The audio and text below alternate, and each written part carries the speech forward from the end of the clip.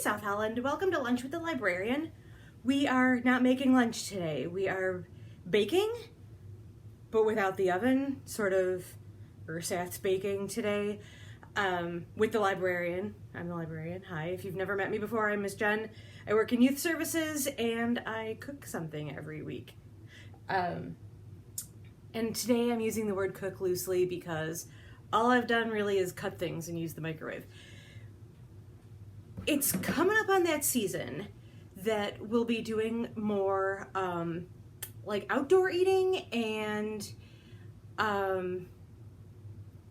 today's lunch recipe is a picnic classic kind of reimagined in a different format.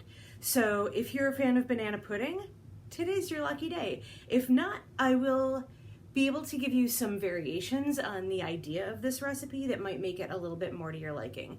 But basically what we're doing is making banana pudding bars that are refrigerated completely or frozen if you are, if you dig that.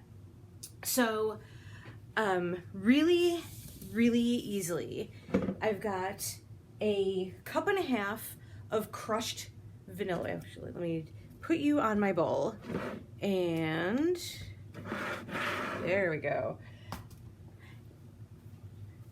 I've got a cup and a half of crushed vanilla wafers that I'm throwing into a bowl. Just, everybody knows vanilla wafers. If you don't have vanilla wafers, or if you're doing a variation on this, any kind of cookie like that, animal crackers would be great, or graham crackers would be great as well. But you need a cup and a half of the crumbs for the crust. You're also going to need a half a cup of melted butter. That's a quarter cup, I'm sorry, my bad. Half of a stick of butter, which is a quarter cup. Completely melted, did that in the microwave. It took, I cut it up into little bitty pieces and microwaved it for about 45 seconds. And I'm pouring that into my crumbs. And then the last thing I need is 3 tablespoons of light corn syrup. This is Karo syrup.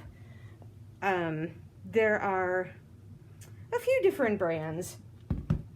I learned something watching America's Test Kitchen this week about Karo syrup, or about corn syrup in general. Can't remember what I was watching them make, but I found out that corn syrup is not as sweet as table sugar.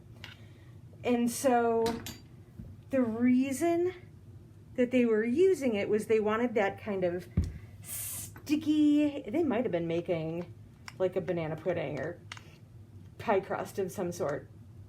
They wanted the stickiness without all of the sweetness of table sugar. So there's the 3 tablespoons of corn syrup. I'm just mixing these around so that everything is pretty evenly coated.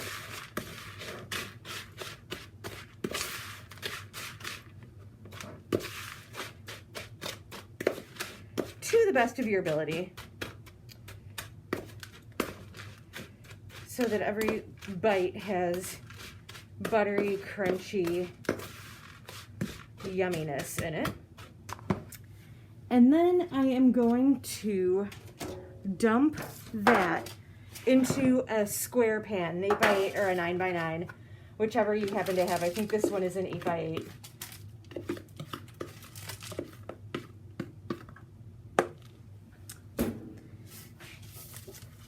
Spread it out evenly in the pan. Make sure it's all off the spoon.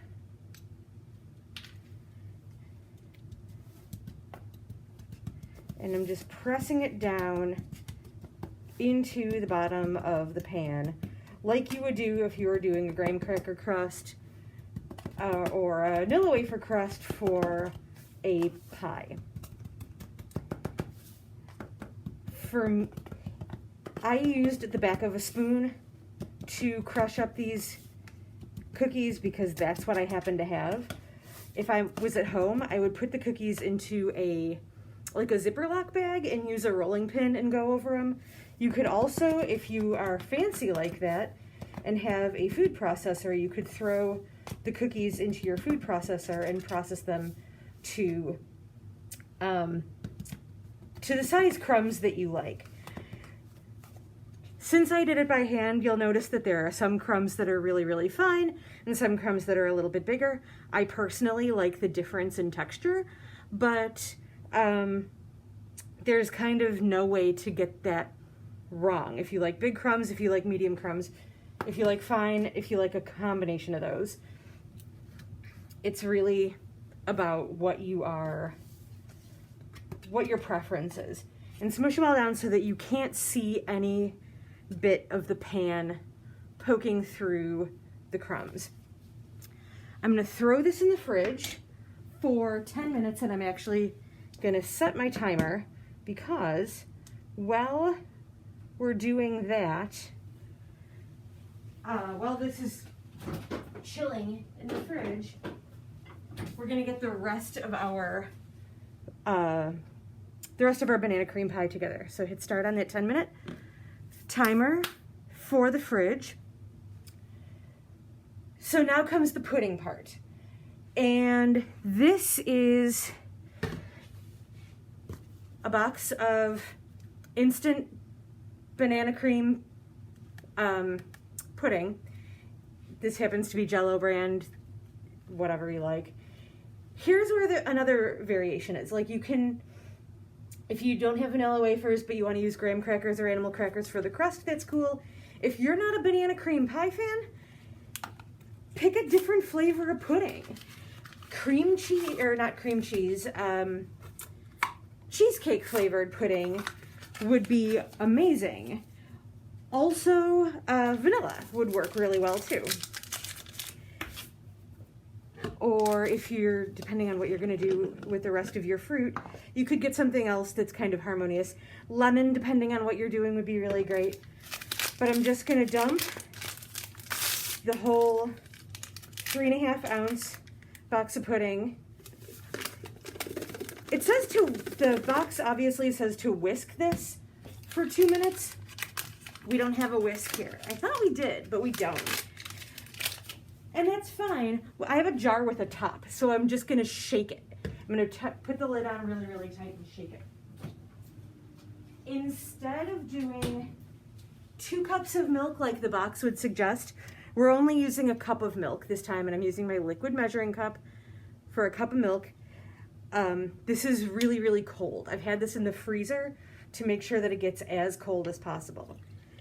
And the less amount of milk is going to make the pudding that much kind of richer and creamier and going to make more kind of a tight pie crust. So we're going to shake this for about 2 minutes until it gets really thick and creamy. And we'll be back in just a couple of minutes to talk about our next steps. All right, so it's been about 10 minutes. I'm going to go and grab the crust and the solidified crust. The butter, obviously, that was melted isn't melted anymore. It's fully incorporated. The crust is set. And I've got the pudding that I made that I shook or whisked or used like a hand mixer to incorporate, and then let it set for 5 minutes in the fridge, just like you're supposed to when you're making pudding. That's all good to go. So now to kind of start putting things together. I've got a tub of whipped cream or Cool Whip, or if you're fancy. It doesn't necessarily matter if you use the regular, I have regular I think, or the extra creamy or the light or whatever you like is what you should use. And I'm going to use about half the tub. Around a cup. And into the bowl with my half a tub of Cool Whip, I am going to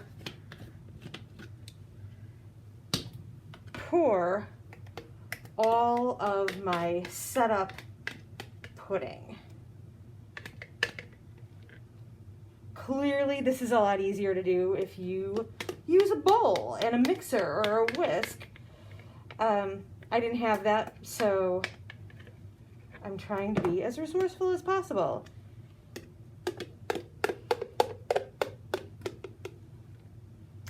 Get all of that yummy, creamy, puddingy goodness into my bowl with the Cool Whip.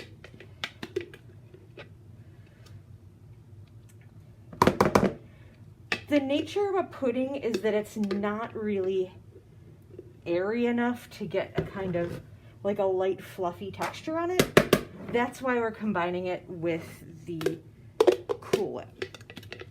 So I'm going to combine these two things pretty gently. I don't want to like smush it down too much. I don't want to get it too like liquidy. One thing I did do, I just bought this morning. It comes in the freezer cases in the grocery store.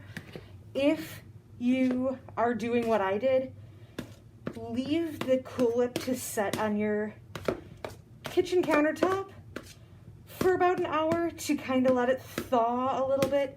It won't get like super melty, but it will thaw out and it'll be easier to stir. If you've been keeping it in your fridge, it should be fine. It'll have thawed out enough to make it more workable. But like, notice kind of how the pudding is a little bit lighter in color and it's a little bit fluffier than it was when I dumped it in to the bowl.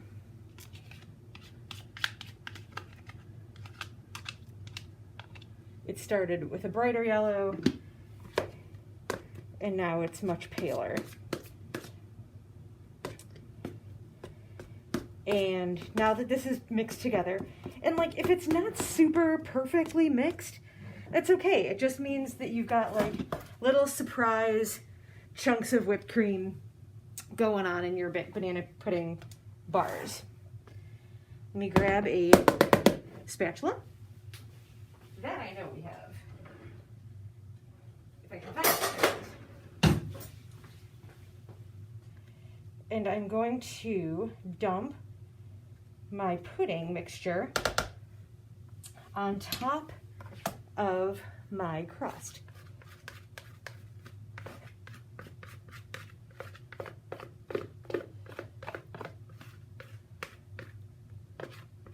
And I want to get as much of that creamy yumminess as possible into the pan. I'm just going to spread it out into an even layer, making sure that the crust is completely covered. For me, it's easier to do this when I dump all of my mixture into the center and then I kind of work my way out from there, rather than trying to get it all like even and perfect on the first try. Who among us is perfect on the first try? My mom is going to say that she is because I'm her first child. So there I go. My banana pudding mixture is completely covering the crust that I made. Now for the bananas. And depending on the size of your bananas will determine how many you need. I had some pretty big bananas and I just sliced them thin and I'm setting them in my pan just on top of the pudding. I'm trying to be a little bit neat about it, but it's not super crucial.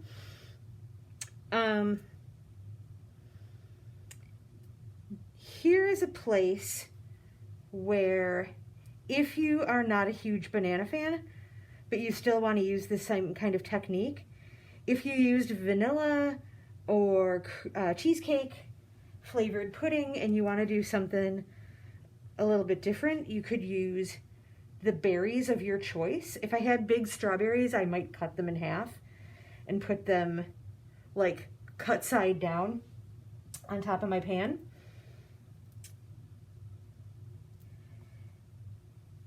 You could do sliced peaches or nectarines would be really, really great. Really kind of whatever like fresh fruit sounds good to you. There's no way to do this wrong if you have used ingredients that you like. So I'm just sort of smushing this all together. They don't overlap or anything. You could, if you really like a banana pudding that has a ton of pieces of banana in it, you could certainly like shingle these and kind of make them overlap a little bit. That's completely up to you. I only ended up using a banana and about a half. Like I said, I had huge bananas from the grocery, and I bought 3 just because I'd rather have too many than too few. So here I go with that, and then I'm going to use the rest of the Cool Whip to cover up the banana layer that I just made. And I'm kind of just plopping that in there and smoothing it out as I go.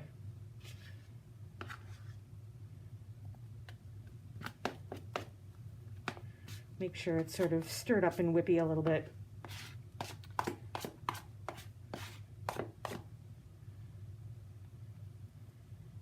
And spreading it out over all of my bananas. And then I'm not gonna lick out this bowl of whipped cream after I turn off the camera. I'm not gonna do that. But you're certainly not gonna be a witness to that level of shame.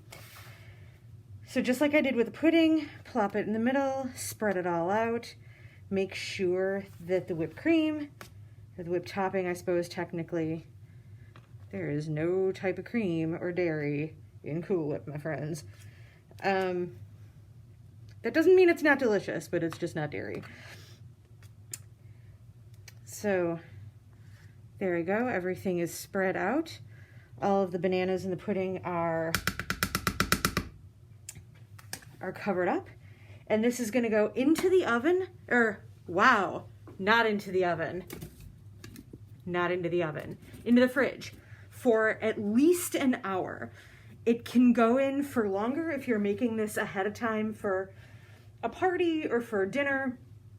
It can be in there longer than that. You could even, after the hour, if you want them frozen and kind of having like an ice cream texture, you could pop them in the freezer after that last hour. You want the hour in the fridge to let everything kind of set up and hold together. What they call it, the textures, the flavors marry in the fridge. But you don't want to put it in the freezer right away because you don't want things to freeze solid before they have a chance to kind of coalesce together. So in an hour, we'll come back and I'll show you the end result. See you in an hour, ladies and gents. All right, it's been an hour. Before I put it in the fridge, I put the lid on it just because it seemed like a prudent thing to do. You can also just cover it in saran or foil if that is what you have. And let's grab a knife and cut into this guy.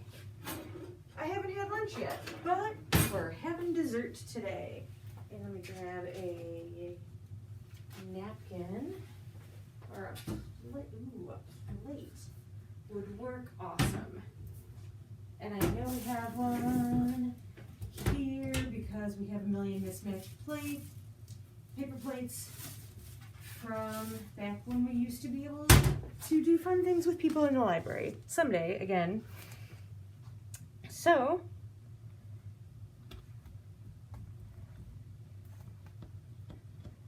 I always have a hard time, especially with foil pans.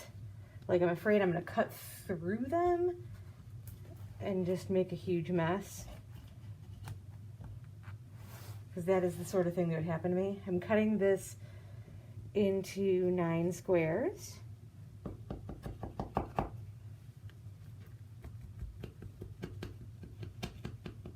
I refrigerated this. I didn't freeze it. I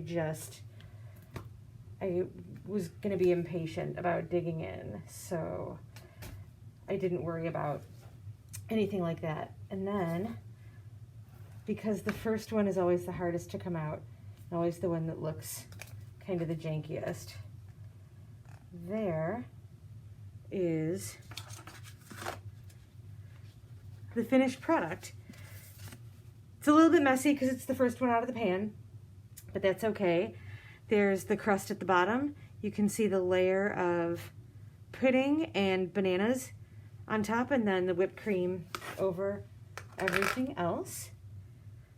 I am going to go let the rest of the library know that cooking has happened, and if you make this, let me know how it goes. If you try a different variation and do like vanilla or cheesecake or a different flavor of pudding and a different kind of fruit, let me know how that goes, because really I'm thinking cheesecake pudding and strawberries would be fantastic, or lemon pudding and blueberries would be fantastic, or like vanilla and blackberry, or kiwi fruits if you're into that. All of those would be great. Let me know how it goes. The recipe will be linked to the video and archived on the Youth Services page of the library YouTube channel. Until next week, have a good one, South Holland. I will see you here at the library.